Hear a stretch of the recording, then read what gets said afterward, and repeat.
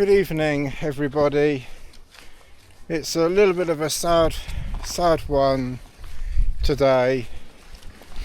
It's really just to let you know that as the sun sets on today, the sun also set on Lassie this morning. She made her last journey to the vet. And good old Lassie saved some money. I tell you, sometimes you have to try to laugh. You have to try and laugh at things sometimes and just sort of smile at the oddities of life. But by the time I got her to the vet and opened the boot, she had already gone, bless her. So she saved a few quid on the vet and the bloody vet having to get the needle out. Only my sick, warped sense of humour thinks of dark things like that, but it kind of did make me chuckle a bit. But yeah, it was not unexpected that it would happen in the foreseeable future. I must admit, I didn't expect it yet.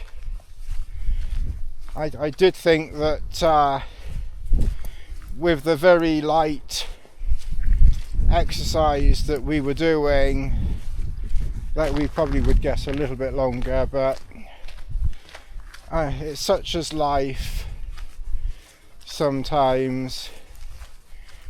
Basically, in a nutshell, she was active and happy Sunday. Today's Wednesday.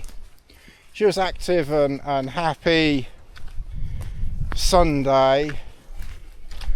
I only took her out for, she went in the garden obviously every day, and she was playing with the other dogs quite a lot.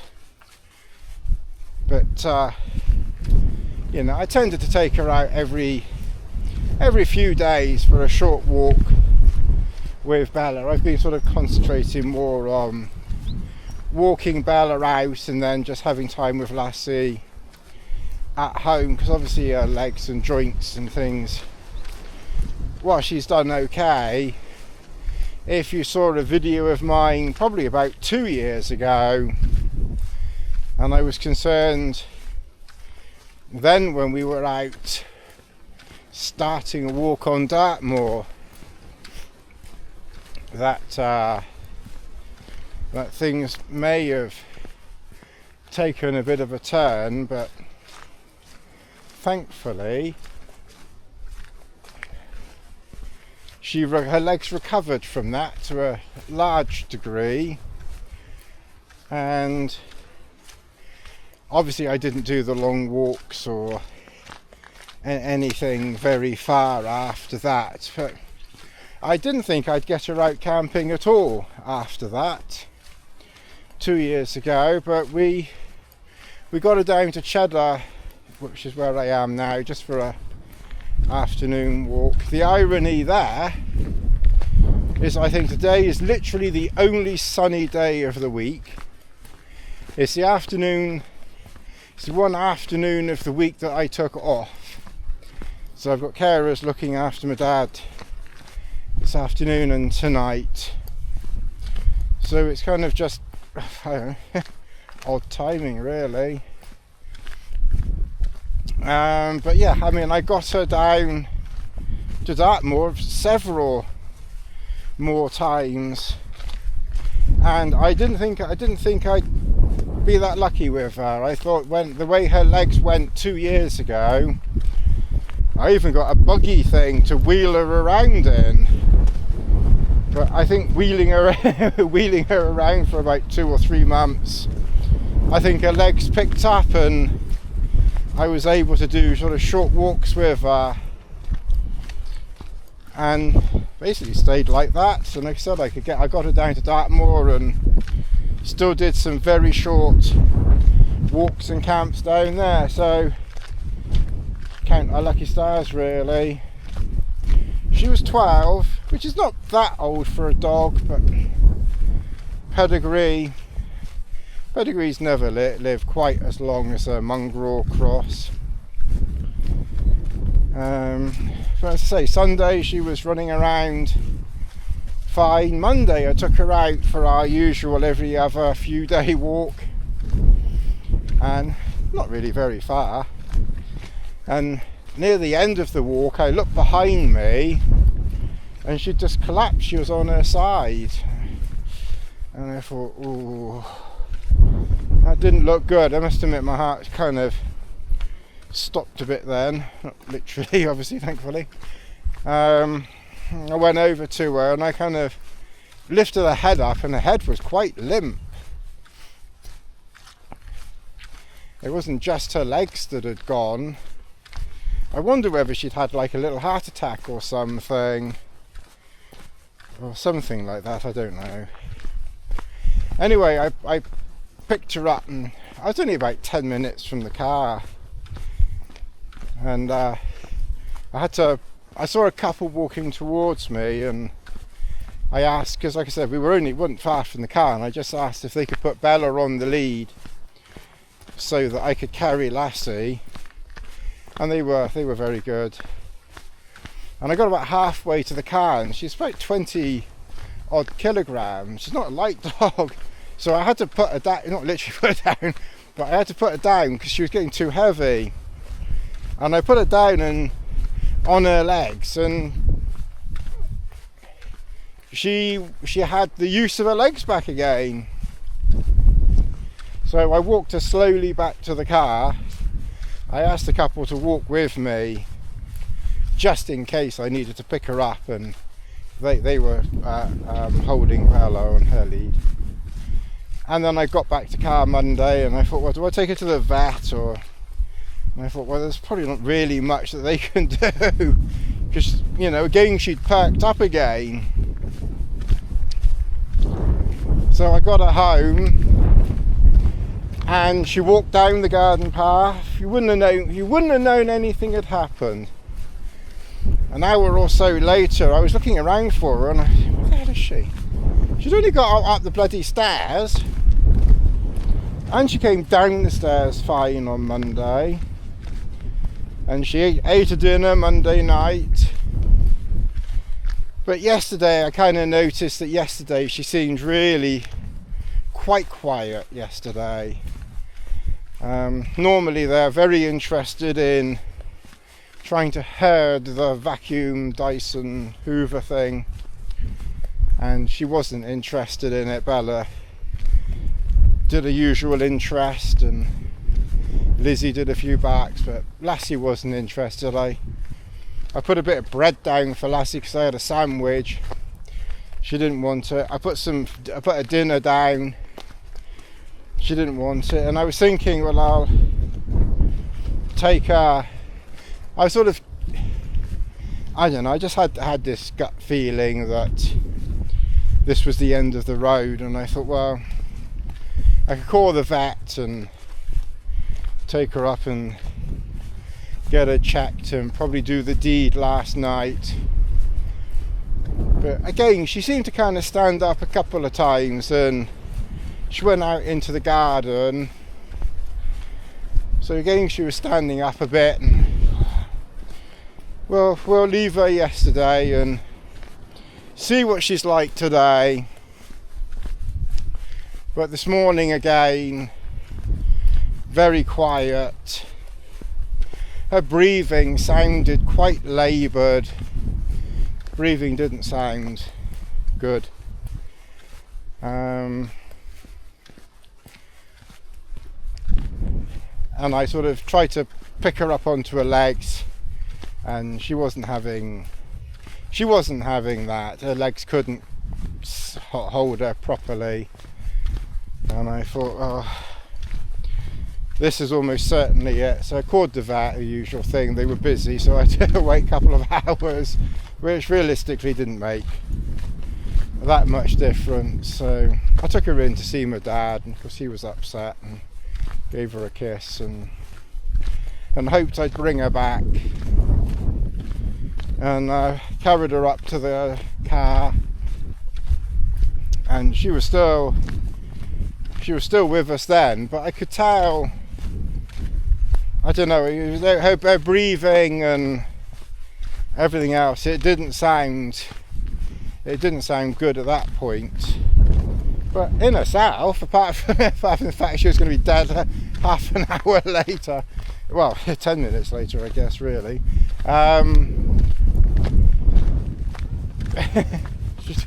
her little face was quite happy, her little tail tried to wag, and she looked quite happy in herself, probably quite peaceful really. Anyway, I put her in the car, went up to the vet and opened the back of the car to, you know, to get her in and pay that fortune that they charge for doing the deed. And she'd passed on the drive up, so kind of save the hassle of that one. save the decision. Do we have to? Do we wait? And all that. I probably wouldn't have waited anyway. It was pretty clear that was what was what. And yeah, that's the story of Lassie. So if we want to see Lassie in the future, now it's looking to the past of 12 years of videos. So of course a proper YouTuber filmmaker now would have a whole load of B footage and all that. I haven't got the time nor the inclination nor the desire, I'm afraid, to wade through loads of footage and shove it in here, so we're not going to do that. But the irony is, it's about 12 and a half years ago, thereabouts, we were walking along, I think it was this very path, and I was issuing the sad passing of Bess. Get your teeth in. I think literally along this part, so I think I timed that.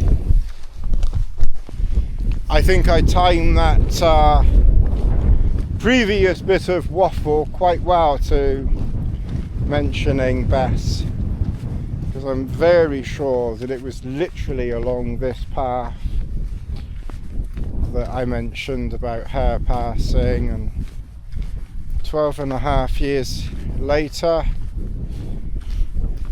we're issuing the passing of Lassie, bless her. I miss her splashing and her water antics. I don't think Bella will do that so much. You never know, but I think that was a Lassie. Thing, but it was sad. I did cry a bit this morning, especially looking at some photos and the messages on Facebook and such like. I think that's sadder than actually dealing with it yourself sometimes. But sometimes I'm probably a bit of that's a quote Samuel Jackson. Sometimes I think I'm a hard motherfucker sometimes. And I kind of sort of, well, it's part of life, move on. Better that than crying and sad and being. I know a lot of people really do.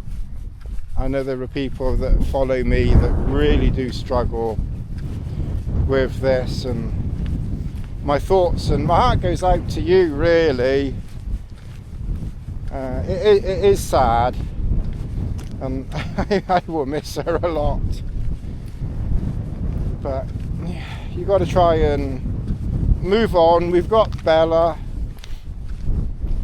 we've got Lizzie, we've got little Lizzie and Bella to to carry the fire on, or whatever it is, on, and enjoy life, and try not to get too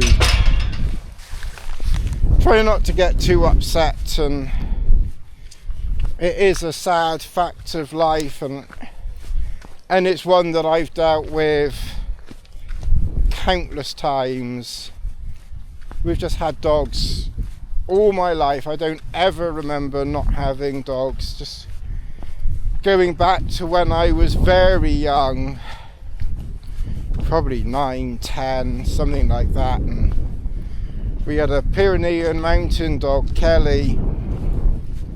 Stubborn bastard she was. My God. I remember trying to take her for a walk up Page Park, up local to her mum and dad's, and she would just literally stop and sit in the road, and you couldn't move her. And she went at one speed, and that was like 1 mile an hour. Bless her. And she was a bugger with food. She was an absolute bugger with food. You didn't go near her if she had food. You let her finish, she'd have your arm off. My dad made the accident way back when. He heard a rustling. It's Christmas, but ironically it was Christmas Eve night, and he heard a rustling in the hall on the landing. It was just after. It must have been just after my granny died.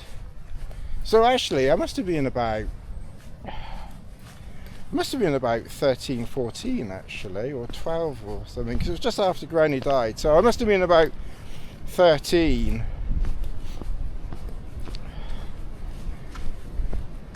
And anyway, yeah, so we heard some rustling, and he was half asleep, wasn't concentrating, put his hand down, and it was Kelly eating his chocolate biscuits. And Kelly didn't take too kindly to that, and he dashed himself off to A&E at 3 o'clock in the morning, Christmas morning, to have his hand bandaged up, because Kelly said, "This is my biscuits, not yours." But I remember Kelly having to be put down. She was, we couldn't get her to the vet, so the vet came out. And I do remember holding, it's one thing I'll never forget, is holding her in my hands or arms, and just the body just going limp as the needle did its stuff. And then we had, well, at the same time as Kelly, we had Judy. They kind of overlap. We've always had dogs that overlap, so when one went, there was always another one there, and then another one inevitably would come along at some point before the next one passed. And then we had Judy. She's the oldest. She was a collie cross. She was the mum's dog. She was a bugger too. She wouldn't let me or my dad upstairs without my mum giving her telling her to let us. She wouldn't let anyone near her mum's car unless her mum left. She was very much her mum's dog. Very nice, but a little devil. And she got to about 18. She's the oldest dog that we ever had. We've not had a dog get that close to her. We probably kept her going for, let's just check we're still recording. Yeah.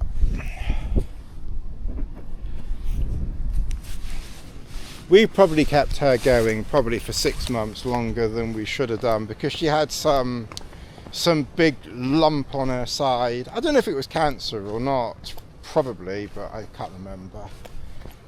And the vet said they could operate, but I think she was like 17, already like 17 and a half at the time, and we said, well, no point in operating at that age. She'd probably die on the table. So I think eventually things got to the point where we had to make the decision. I think time just caught up, but we probably kept her going a bit longer than we should have done. It's never easy knowing when. And then we had Sasha, one of my favourite dogs, but they've all been favourites, but now we're probably getting into the ones that I remember quite well. And Sasha probably got to about 16 and got married to Sue 2004, and we went on our honeymoon to the Lake District in October 2004, and I left Sasha with her mum because she was about 16 at that point and was getting quite slow and sluggish. And a few days after we came back, she could barely stand, so that was that one. And then Pippa went not long after Sue, so that was that one. And then Bess, and fuck, now Lassie, you're going to be on the chopping board next. You're going to be on the chopping board next. Fuck, I'm 55, well 55 this year. Bloody hell, if you go on for 12 years, then I'll be 66. I'll be coming along here at 66 years old, a hobbled. I don't know what my legs and knees would be like in another 10 bloody years. Oh my god.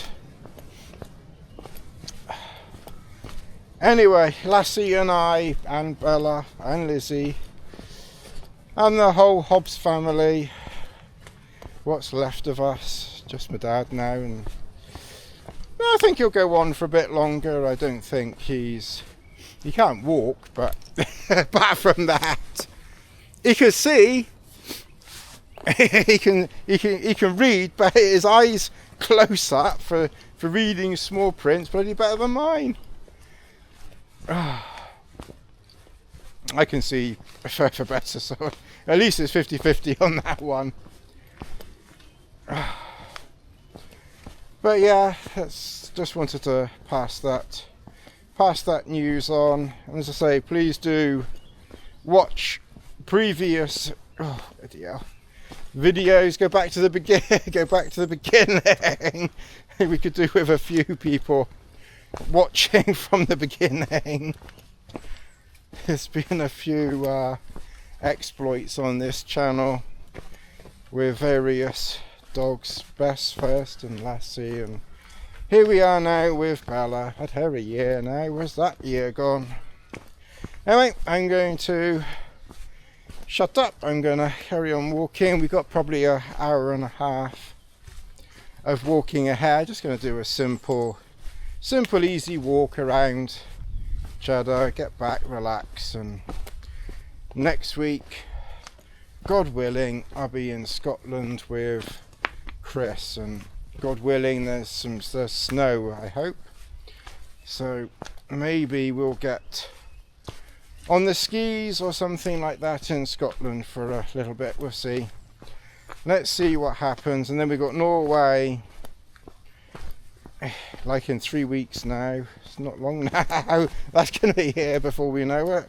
Oh no, it's 3.5 weeks. It'll be 3 weeks from next week. But anyway, I'll get this uploaded soon. I'm not going to do much editing to it. It's just me waffling, talking, like I always do, really.